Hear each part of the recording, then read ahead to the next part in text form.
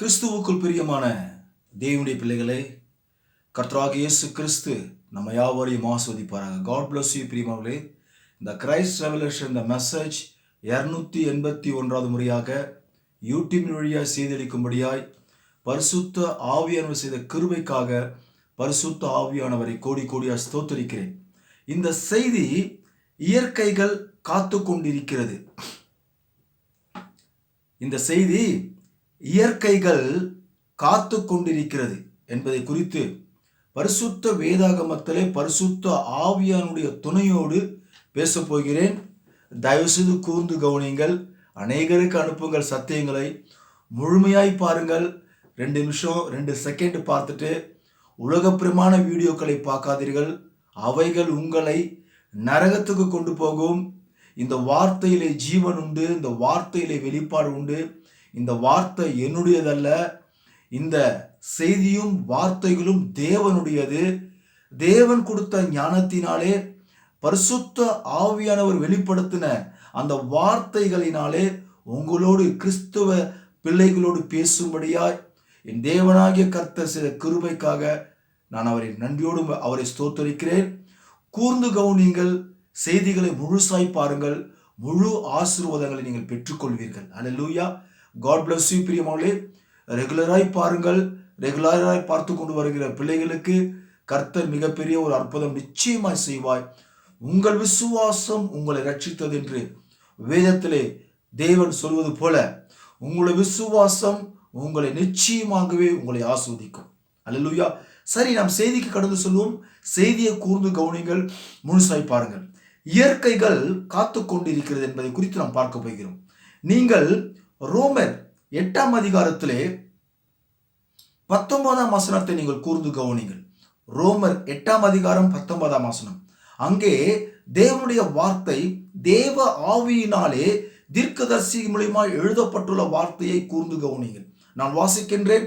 வேதம் இருந்தால் நீங்களும் பிரித்து வாசியுங்கள். வாசிக்கின்றேன். தேவனுடைய புத்திரர் வெளிப்படுவதற்கு சிருஷ்டியானது மிகுந்த ஆவலோடு காத்து கொண்டிருக்கிறது. ஹல்லேலூயா. காட் பிளஸ் யூ பிரியமானவர்களே. மிகவும் அற்புதமான செய்தி. தயவு செய்து கூர்ந்து கவனிங்கள். மீண்டும் வாசிக்கின்றேன். தேவனுடைய புத்திரர் வெளிப்படுவதற்கு, அதாவது வெளிப்படுவதற்கு என்றால் அதனுடைய மறைப்பொருள் இன்னொரு காரணம் என்னன்னு கேட்டாக்கா அறியப்படுவதற்கு. வெளிப்படுவதற்கு என்றால் அறியப்படுவதற்கு. ஆக தேவனுடைய புத்திரர்கள் அறியப்படுவதற்கு மிகுந்த ஆவலோடே சிருஷ்டியானது காத்து கொண்டிருக்குதாம். தேவன் சொல்றாரு, பவுல் சொல்றாரு. சரி, சிருஷ்டியானது காத்து கொண்டிருக்கிறது யாருக்காக? தேவனுடைய புத்திரர் வரும்படியாக. இயற்கைகள், தேவனால் சிருஷ்டிக்கப்பட்ட இயற்கைகள் தேவனுடைய புத்திரர் வெளிப்படுவார்கள் என்று அந்த இயற்கைகள் காத்து கொண்டிருக்கிறது. சிருஷ்டியானதுன்னு சொன்னாக்கா தேவன் இந்த உலகத்திலே சிருஷ்டிக்கப்பட்ட சகலமும் தேவனுடைய புத்திரர் வெளிப்படுவார்கள். தேவனுடைய புத்திரர் மன்னிக்கணும் பிரியமானவர்களே, அறியப்படுவார்கள் என்று காத்து கொண்டிருக்கிறது தேவனால் சிருஷ்டிக்கப்பட்ட இயற்கைகள். தேவன் என்ன சிருஷ்டித்தாரு? நீங்கள் ஆதியாகமம் 1ஆம் அதிகாரம் 1ஆம் வசனத்தை நீங்கள் வாசித்து பாருங்கள். ஆதியிலே தேவன் வானத்தையும் பூமியும் சிருஷ்டித்தார்.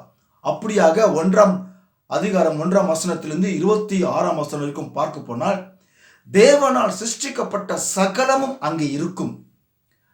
தேவன் சகலத்தையும் சிருஷ்டித்தார். பின்பு 1ஆம் அதிகாரம் 27ஆம் வசனத்திலே தேவன் ஆதாமை சிருஷ்டித்தார். இந்த ஆதாமுக்கு தேவன் இந்த உலகத்தை, இந்த இயற்கைகளை ஆதாமுக்கு கொடுத்தார். இந்த ஆதாம் யார் என்று பார்க்க போனால் லூக்கா 3ஆம் அதிகாரம் கடைசி வசனத்திலே பாருங்கள். அங்கே போட்டிருக்கும் தேவனால் உண்டானவன் என்று எழுதப்பட்டுள்ள ஒரு வார்த்தை இருக்கும். ஆக இந்த தேவனால் உண்டான இந்த தேவனுடைய புத்திரருக்கு இந்த இயற்கைகளை ஆண்டவர் ஆண்டு கொள்ளும்படியாக,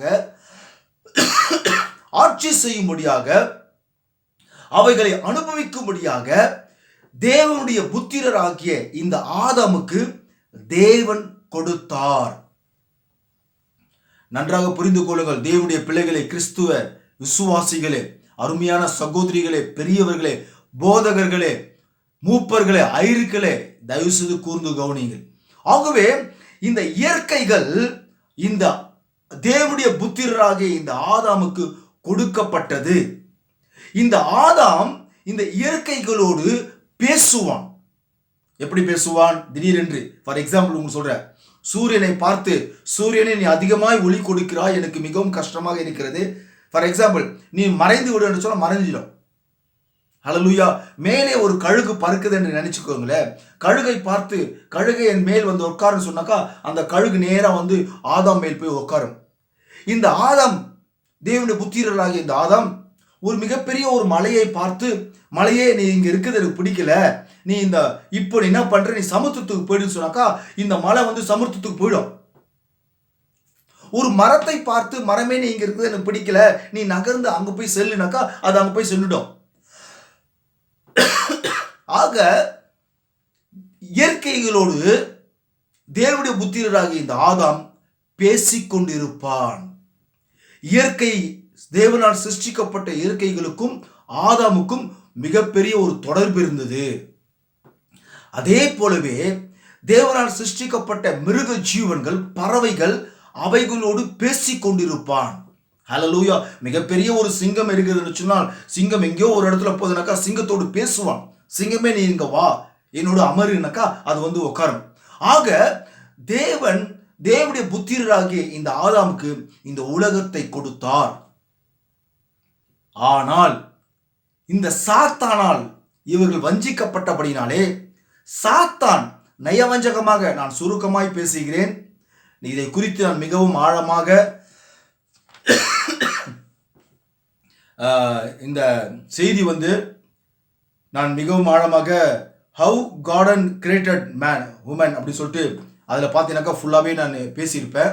அதை நீங்கள் பார்த்தீங்கன்னா ரொம்ப விளக்கமாக, அருமையாக, தேவனுடைய துணையோடு நான் மிகவும் தெளிவாய் பேசியிருப்பேன். நான் சுருக்கமாய் பேசுகிறேன். ஆகவே இந்த சாத்தான் வந்து இவர்களை வஞ்சித்து, இவர்களை கெடுத்து இந்த உலகத்தை சாத்தான் கைப்பற்றி விட்டான். உலகத்தை சாத்தான் கைப்பற்றின பிற்பாடு இந்த ஆதாம் தேவனுடைய புத்திர சுவிகாரத்தை இழந்து போய்விட்டான். இயற்கைகளோடு பேச முடியாமல் போய்விட்டது. அந்த நாள் முதல் கொண்டு இந்த நாள், இப்ப நான் பேசியிருக்கிறேனே, இந்த நாள் முதல் வரைக்கும் இயற்கைகள் ஏங்கிக் கொண்டிருக்கிறது. இயற்கைகள் துக்கமாயிருக்கிறது. இயற்கைகள் வேதனைப்பட்டு கொண்டிருக்கிறது. தேவனால் சிருஷ்டிக்கப்பட்ட இயற்கைகள் காத்து கொண்டிருக்கிறது. ஆகவே தான் பரிசுத்த வேதாகமத்திலே வேத வாக்கியம் சொல்கிறது, தேவனுடைய புத்திரர் வெளிப்படுவதற்கு, அறியப்படுவதற்கு சிருஷ்டியானது, இயற்கையானது, தேவனால் சிருஷ்டிக்கப்பட்ட அந்த சிருஷ்டிகள் மிகுந்த ஆவலோடு காத்து கொண்டிருக்கிறது. தேவனுடைய பிள்ளைகளே, கூர்ந்து கவனிங்கள். இப்படியா இருக்கிற இந்த காலகட்டத்திலே பிதாவாகிய தேவன் தேவனுடைய புத்திரராக இந்த உலகத்திலே கிட்டத்தட்ட ஒரு 4000 ஆண்டுகளுக்கு முன்பாக வெளிப்பட்டார். ஹல்லேலூயா. இந்த தேவனுடைய புத்திரர், தேவனுடைய குமாரன், இயேசுநாதர் சொன்னார், நான் தேவனுடைய குமாரன், நான் தேவனுடைய புத்திரர் என்று அவர் கூறினார். என்கிட்டயும் உங்ககிட்டயும் அந்த நாட்கள்ல வேதத்தின் வழியா பேசினார். ஹல்லேலூயா. நான் தேவனுடைய புத்திரர் என்று அவர் கூறினார். அவர், நல்லா புரிஞ்சுக்கோ, இயேசு பிரபு சொல்றாரு, நான் தேவனுடைய குமாரன் என்று, தேவனுடைய புத்திரர் என்று நம்ம கிட்ட அவர் சொன்னாரு. ஆனால் நீங்கள் எபிரியர் 1:5 நீங்கள் வாசித்து பாருங்கள். அங்கே போட்டிருக்கும், பிதாவானவர் சொல்றாரு, நான் அவருக்கு குமாரனா இருப்பேன் என்றும், அவர் எனக்கு பிதா சொல்றாரு, எனக்கு அவர் குமாரனா இருப்பார் என்றும், அவருக்கு நான் பிதாவா இருப்பேன் என்றும், என்னுடைய தூதர்களில் எங்கேயாவது எப்போதாவது சொன்னது உண்டா என்று கேட்பார். ஆக பிதாவானவர் இந்த இயேசுவை அவருடைய குமாரன், அவருக்கு நான் பிதாவா இருப்பேன் என்று பரலோகத்தில் இருக்கிற தூதர்களிடத்தில் எங்கேயுமே சொல்லவே இல்லை என்று வேத வாக்கியம் கூறுகிறது. ஆக இந்த தேவன் இந்த பூமியிலே மனிதனாய் பிறந்த பிற்பாடு அவர் சொல்றாரு, நான் தேவனுடைய குமாரன் என்று சொன்னார். சரி, ஓகே, தேவனுடைய குமாரன் வெளிப்பட்டு விட்டார். இயற்கைகளுக்கு மகிழ்ச்சி அடைந்து விட்டதா? இயற்கைகள் காத்து கொண்டிருந்ததே, சிருஷ்டிகள் காத்து கொண்டிருந்ததே தேவனுடைய புத்திரர் வெளிப்படுவதற்காக. இப்ப தேவனுடைய புத்திரர் என்று சொன்னாரே, அப்போ தேவனுடைய புத்திரர் வந்து விட்டார் என்று சொன்னால் இயற்கைகள் மகிழ்ச்சி அடைந்து விட்டதா? இல்லை, இயற்கைகள் மகிழ்ச்சி அடையவில்லை. தேவனுடைய புத்திரர் சொல்லி வந்தாரு, மரித்து போன பிணங்களை எழுப்பினாரு, காற்றையும் கடலையும் அதற்றினாரு, அநேக அற்புதங்களை செய்தாரு, மரித்தாரு, உயிர்த்தெழுந்தாரு, போயிட்டார். ஆனாலும் கூட இந்த சிருஷ்டியானது மிகுந்த ஆவலோடு காத்து கொண்டிருக்கிறது என்று உயிர்த்தெழுந்து இயேசு போன பிற்பாடு கூட அதற்கப்புறம் தான் தேவ ஆவியினாலே தேவ ஆவியானவர் எழுதுகிறார் இந்த வார்த்தையை. ஹல்லேலூயா. ஆக இந்த சிருஷ்டியானது தேவனுடைய புத்திரர் மன்னிக்கிற பிரியமான உடம்பு சரியில்லை, இருமுனா தப்பா நினைக்காதீங்க. தேவனுடைய புத்திரர் வெளிப்படுவதற்காக இவைகள் இந்நாள் முதல் கொண்டு காத்து கொண்டிருக்கிறது. சரி, இந்த இயேசு பிரபு வந்த பிற்பாடு அவர் ஒரு வார்த்தை சொல்றார். இப்போ இந்த தேவனுடைய புத்திரராகிய ஆதாம் கிட்ட இருந்து சாத்தான் இந்த உலகத்தை கைப்பற்றி விட்டான். இப்போது இந்த சாத்தான் இடத்திலே இந்த உலகம் இருக்கிறது, அவன்தான் ஆட்சி செய்து கொண்டு வருகிறான். ஹல்லேலூயா. சரி, இப்போ தேவனுடைய புத்திரராகிய இயேசு பிரபு சொன்னார் ஒரு வார்த்தை. மார்க் 11ஆம் அதிகாரம் 23ஆம் வசனத்தை நீங்கள் பார்ப்பீர்கள் சொன்னால், எவனாகிலும் இந்த மலையை பார்த்து நீ பெயர்ந்து சமுத்திரத்திலே தள்ளுண்டு போ என்று தன் இருதயத்திலே சந்தேகப்படாமல் விசுவாசித்தால் அவன் சொன்னபடியே ஆகும் என்று மெய்யாகவே உங்களுக்கு சொல்லுகிறேன். ஹல்லேலூயா. பாருங்க, இயேசு பிரபு தேவனுடைய புத்திரராகிய இயேசு பிரபு சொல்லிட்டாரு, இந்த வாக்குத்தத்தம் கொடுத்துட்டார். ஆக இந்த தேவனுடைய புத்திரராகிய இந்த இயேசு பிரபு கூட மலையை பார்த்து போன்னு சொல்லவே இல்லை அவர் வாழ்ந்த காலத்துல. ஏன்னாக்கா ஆதாம் தேவனுடைய புத்திரராக இருந்தாரு, அன்னைக்கு அந்த ஆதாம் செஞ்சாரு. ஆனால் இன்றைக்கு தேவனுடைய புத்திரராகிய நாம் இவைகளை செய்ய வேண்டும் என்பதற்காக இந்த ஒரு வாக்கு தத்தத்தை கொடுத்திருக்கிறார். சரி, இன்றைக்கெல்லாம் சொல்லுவாங்க, நாங்களாம் தேவனுடைய புத்திரரே, நிறைய பேர் சொல்லுவாங்க, நாங்களாம் தேவனுடைய குமாரரே, நாங்கள் தேவனுடைய குமார்த்திகள் என்று சொல்லுவாங்க. இவர்கள் சொல்லிக் கொள்ளலாம் ஒழிய இன்னுமாக இந்த இயற்கைகள் சிருஷ்டிகள் காத்து கொண்டிருக்கிறதே அந்த தேவனுடைய புத்திரர்கள் இன்னும் வெளிப்படவில்லை. ஆனால் இந்த கடைசி நாட்களிலே தேவனுடைய புத்திரர்கள் நிச்சயமாகவே வெளிப்படக்கூடிய நேரம் வந்துவிட்டது. ஆகவே சிருஷ்டியானது இயற்கையானது தேவனுடைய புத்திரர்கள் வெளிப்படுவார்கள் என்று அவைகள் காத்து கொண்டிருக்கிறது. இந்த தேவனுடைய புத்திரர்கள் தேவனுடைய வார்த்தையினாலே பிறந்து தேவனுடைய வார்த்தையினாலே அவர்கள் இருந்து அந்த தேவனுடைய புத்திரரிடத்திலே அவர்கள் வாழ்கிற நடக்கையிலே நீங்கள் கண்டு கொள்ளலாம் அவர்கள் தேவனுடைய புத்திரர்கள் என்று. ஹல்லேலூயா. இந்த தேவனுடைய புத்திரர்கள் வெளிப்பட்டார்கள் என்று சொன்னால், தேவனுடைய புத்திரர்கள் வெளிப்பட்டார்கள் என்று சொன்னால் நிச்சயமாகவே இயேசு கிறிஸ்து சொன்ன வார்த்தை, இந்த மலையை பார்த்து விசுவாசத்தோடு தன் இருதயத்திலே சொன்னான் என்று சொன்னால் அது அப்படியே நடக்கும் என்று சொன்னார் இல்லையா, அது கண்டிப்பாக நடக்கும். ஏனென்று சொன்னால் மத்தேயு 5ஆம் அதிகாரம் 18ஆம் வசனம் சொல்கிறது, வானமும் பூமியும் ஒழிந்து போனாலும் நியாயப்பிரமாணத்தில் உள்ளதெல்லாம் நிறைவேறும் அளவும். ஹல்லேலூயா. நியாயப்பிரமாணத்தில் எல்லாம் இருக்கிற காரியங்கள், வசனங்கள், வாக்குத்தத்தங்கள் நிறைவேறும் அளவும் அதில் ஒரு எழுத்தாகிலும் ஒரு எழுத்தின் உறுப்பாகிலும் ஒழிந்து போகாது என்று மெய்யாகவே உங்களுக்கு சொல்லுகிறேன். ஹல்லேலூயா. மத்தேயு 5:18 சொல்லப்படுகிறது. ஆகவே இந்த வார்த்தையானது நிச்சயமாகவே நிறைவேறக்கூடிய நேரமாக இந்த காலம் வந்திருக்கிறது. ஹல்லேலூயா. ஆகவே தேவனுடைய பிள்ளைகளே, தேவனுடைய புத்திரர்கள் இந்த கடைசி காலத்திலே வரவேண்டிய நேரமாகவும் காலமாகவும் சமயமாகவும் இருக்கிறது.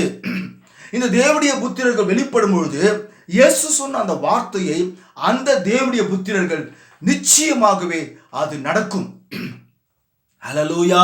அருமையான விலையேறப்பட்ட தேவனுடைய பிள்ளைகளே, அவர்கள் அந்த தேவனுடைய புத்திரர் வெளிப்படும் பொழுது பேசிக் ஸ்டார்டிங்ல தேவனுடைய புத்திரராகிய ஆதாமுக்கு இந்த உலகத்தை கொடுத்தார் இல்லையா, அவன் ஆட்சி செய்தான் இல்லையா, ஆண்டு கொண்டான் இல்லையா, அவனிடத்துல சாத்தான் கைப்பற்றி விட்டான் இல்லையா.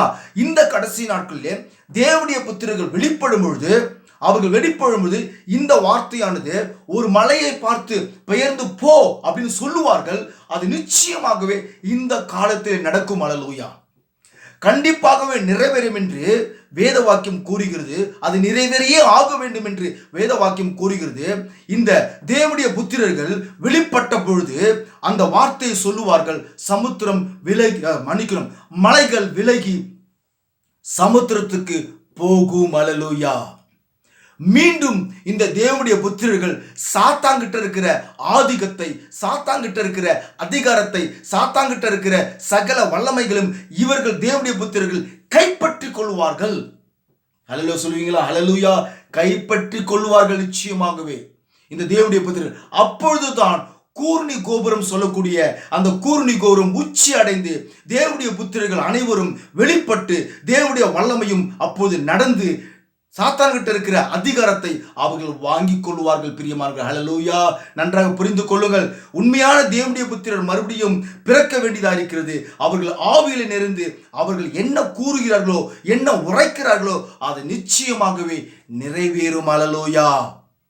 அப்பொழுது அந்த தேவனுடைய புத்திரர் வர வேண்டும் என்பதற்காகத்தான் இன்றைக்கு இருக்கிற தேவனால் சிருஷ்டிக்கப்பட்ட இயற்கைகள் காத்து கொண்டிருக்கிறது. ஹல்லேலூயா. நீங்கள் வாசித்து பாருங்கள். அந்த தேவனுடைய புத்திரர்கள் வெளிப்படும் பொழுது அந்த தேவனுடைய புத்திரர்களிடத்திலே ஆவியின் கனிகள் காணப்படும். பிரியமானவர்களே, இன்றைக்கு நாம் ஆண்டு கொண்டிருக்கிற இப்போ இந்த காலத்திலே சொல்லுவாங்க, நாங்களாம் தேவனுடைய குமாரங்கள், நாங்களாம் தேவனுடைய குமாரத்தின்னு சொல்லுவாங்க. ஆனா அவங்க கிட்ட உண்மையாகவே ஆவியின் கனிகள் கிடையாது. ஹல்லேலூயா.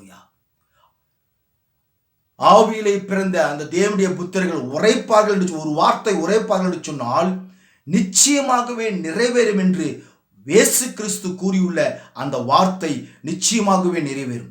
மலையை பார்த்து பெயர்ந்து போ சமுத்திரத்துக்கு என்று அந்த தேவனுடைய புத்திரர்கள் சொல்லும் பொழுது கண்டிப்பாகவே சமுத்திரத்துக்கு அந்த மலை தள்ளுண்டு போகும். பிரியமானவர்களே, அவர்களிடத்திலே ஆவியின் கனிகள் காணப்படும். நீங்கள் பார்க்க போனால் களத்தில் சொல்லப்படுகிற அன்பு, சந்தோஷம், சமாதானம், நீடிய பொறுமை, தயவு, நற்குணம், விசுவாசம், சாந்தம், இச்சை அடக்கும், இவை அனைத்துமே அந்த தேவனுடைய புத்திரர்களிடத்திலே காணப்படும். அந்த வேதத்திலே சொல்லப்படுகிற 9 விதமான வரங்களும் கூட அந்த தேவனுடைய புத்திரர்களிடத்திலே அவர்களிடத்திலே வெளிப்படும். அல்லேலூயா.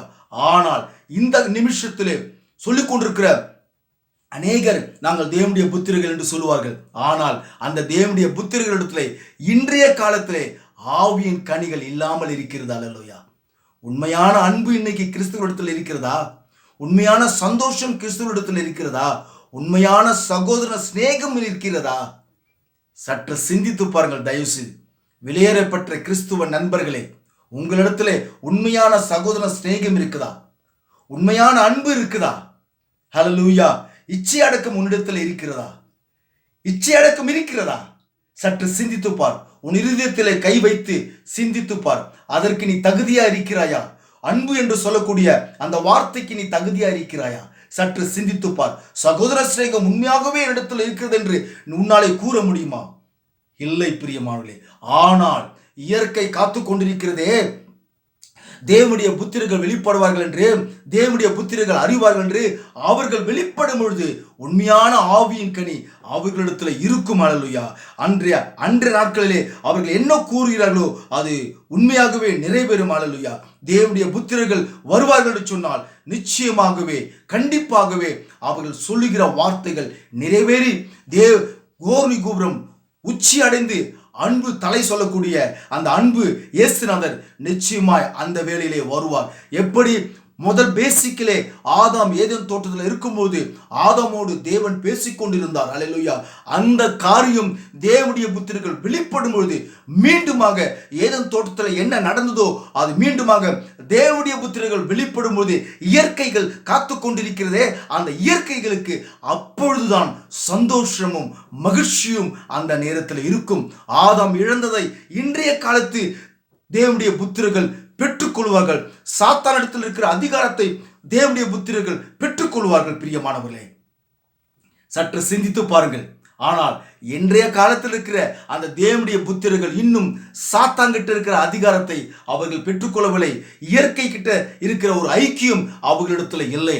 ஆனால் நிச்சயமாகவே இந்த கடைசி நாட்களிலே தேவனுடைய புத்திரர்கள் இயற்கைகள் காத்து கொண்டிருக்கிறதே, இயற்கைகள் தேவனுடைய புத்திரர்கள் வெளிப்படுவார்கள் என்று சொல்லப்படுகிற வசனத்திலே அது நிகழும் பொழுதுதான் ஏதேன் தோட்டத்தில் எப்படி இருந்ததோ அந்த தேவனுடைய புத்திரர்கள் அப்படி இருப்பார்கள். அன்பு வந்து உட்காரும், தலை வந்து உட்காரும், கோபுர கூர்ணிகள் உச்சி அடையும். அல்லேலூயா. அன்றைய நாட்களிலே தேவனுடைய புத்திரர்கள் உரைக்கிற வார்த்தைகள் எல்லாம் நிறைவேறும். ஆதாம் என்ன கூறினானோ அது நிறைவேறிச்சோ அந்த தேவனுடைய புத்திரர்கள் மீண்டும் வர வேண்டும் என்பதுதான் இயற்கைகள் காத்து கொண்டிருக்கிறது. ஆகவே பார்த்து கொண்டிருக்கிற அருமையான தேவனுடைய பிள்ளைகளே, நீங்கள் உண்மையான தேவனுடைய புத்திரராய் மாறி ஆவியின் கனிகள் உங்களிடத்திலே காணப்பட்டு தேவனாகிய கர்த்தர் சொன்ன வார்த்தை மலையை பார்த்து பெயர்ந்து போ என்று சொன்னாரே, அந்த வாக்கு தத்துவத்தை நீங்கள் அதை செய்ய வேண்டும். அல்லேலூயா. இன்றைய காலத்தில் இருக்கிற போதகர்கள் செய்வார்களா? இவர்கள் அத்தனை பேருமே சாத்தானின் ஊழியக்காரர்கள். அல்லேலூயா. நன்றாக புரிந்து கொள்ளுங்கள். இந்த கிரைஸ்ட் ரெவலேஷன் மெசேஜிலே சத்தியத்தை சத்தியமாய் போதித்துக் கொண்டு வருகிறேன். இன்றைய காலத்திலே ஸ்தாபன பாஸ்டர்கள் மொத்த பேருமே சாத்தானின் ஊழியர்கள் என்று ஆதாரத்தோடு நான் உங்களிடத்தில் பேசியிருக்கிறேன் இந்த கிரைஸ்ட் ரெவலேஷன் மெசேஜிலே. ஆகவே உண்மையான தேவனுடைய புத்திரர்கள் இந்த நாட்களிலே வெளிப்படுவார்கள். அந்த தேவனுடைய சிருஷ்டி காத்து கொண்டிருக்கிற அந்த நிகழ்ச்சி நிச்சயமாய் நிறைவேறின உடனே அன்பு சொல்லக்கூடிய அந்த தலைகள் அப்பொழுதுதான் வந்து அமரும். அல்லேலூயா. அந்த தேவனுடைய புத்திரர்களிடத்துல தான் வந்து அமரும். அப்பொழுதுதான் அந்த தேவனுடைய புத்திரர்கள் ஆவில நிரம்பி என்ன கூறுகிறார்களோ அது அப்படியே மலையை பார்த்து பெயர்ந்து போ சமுத்திரத்தில் என்று சொன்னால் அது அப்படியே அந்த காலத்திலே நடக்கும். அல்லேலூயா. ஆகவே நாம் யாவரும் உண்மையான தேவனுடைய புத்திரர்களாக இருக்க வேண்டும் என்று சொன்னால் சத்தியத்துக்கு கீழ்ப்படிங்கள், வெளிப்பாடுகளுக்கு கீழ்ப்படிங்கள், மறைப்பொருளை விசுவாசிங்கள், வேதத்தில் இருக்கிற சகல வார்த்தைகளை விசுவாசிங்கள். ஒன்று விசுவாசிப்பேன், இன்னொன்று விசுவாசிக்க மாட்டேன், என்னுடைய ஊழியக்காரர் தான் பெரிய ஆள் அப்பட்டாக்கரு இப்படியெல்லாம் சொன்னேனாக்கா நீங்களாம் தேவனுடைய புத்திரர் ஆக முடியாது. தேவனுடைய உண்மையான புத்திரர் வெளிப்பாட்டிலே பிறந்தவன் அவன். அல்லேலூயா. வார்த்தையிலே பிறந்தவன், வார்த்தையிலே ஜீவிக்கிறவன். ஒரு வார்த்தை சொன்னால் போதும், அது அப்படியே நடக்கும். இயேசுவை பார்த்து ஒருத்தன் சொன்னான், ஆண்டவரே நீ ஒரு வார்த்தை சொல்லும் என் வேலைக்காரன் குணமாவான் என்று சொன்னான். ஆனால் இன்றைய காலத்திலே தேவனுடைய புத்திரர்கள் வெளிப்படும் பொழுது ஒரே ஒரு வார்த்தை தேவனுடைய சமூகத்திலிருந்து ஒரு வியாதிஸ்தரை பார்த்து கூறினால் உடனே அந்த வியாதி மறைந்து போய்விடும். அல்லேலூயா. ஒரே ஒரு வார்த்தை கூறினால் போதும் அந்த தேவனுடைய புத்திரர் நடக்கும் என்று வேதத்தில் எழுதப்பட்டுள்ள ஒரு வார்த்தை. ஆகவே தேவனுடைய புத்திரர் இயற்கை மாத்திரம் இல்ல, கர்த்தராகிய தேவன் கூட தேவனுடைய புத்திரர்கள் வெளிப்படுவதற்காக அவரும் காத்து கொண்டிருக்கிறார். நானும் காத்து கொண்டிருக்கிறேன். நான் எப்போது தேவனுடைய புத்திரராய் மாறுவேன் என்று நானும் என் ஆத்துமா எனக்குள்ளே தாகமா இருக்கிறது போல நீங்கள் யாவரும் உண்மையான தேவனுடைய புத்திரர்களாய் மாறி ஆவியின் கனிகள் நமக்குள் இருந்து நான் கூறினால் அந்த மலை சமர்த்தத்துக்கு போக வேண்டும் என்றுதான் என்னுடைய ஆசையா இருக்கிறது. ஆகவே ஸ்தாபனத்துக்குள் இருக்கிற தேவனுடைய விலையிடப்பட்ட பிள்ளைகளை நீங்கள் அத்தனை பேருமே ஸ்தாபனத்திலே கட்டப்பட்டிருக்கிறீர்கள், உலகப்பிரமாண செய்தியிலே கட்டப்பட்டிருக்கிறீர்கள். இந்த உலகம் உங்களை பிரித்து கொண்டிருக்கிறது.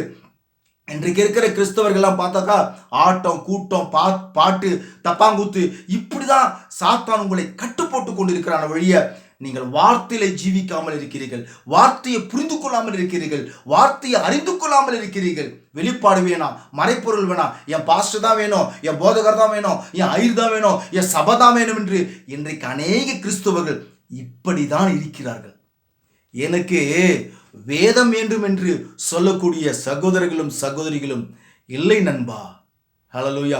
எனக்கு வேதம் தான் வேணும், வேதம் என்ன சொல்லுகிறது அதுதான் எனக்கு வேணும் என்று இன்றைக்கு சொல்லக்கூடிய நண்பர்கள் ஒருவர் கூட இல்லை. ஹல்லேலூயா. எப்படி இவர்கள் தேவனுடைய புத்திரரால் மாற முடியும்? ஆவியின் கனிகள் இல்லை. ஆனால் அந்த தேவனுடைய புத்திரர்களிடத்திலே ஆவியின் கனிகள் அத்தனையும் அவனிடத்தில் இருக்கும். காட் பிளஸ் யூ பிரியமானவர்களே. ஒரு புதிய செய்தியோடு உங்களை சந்திக்கிறேன். God bless you.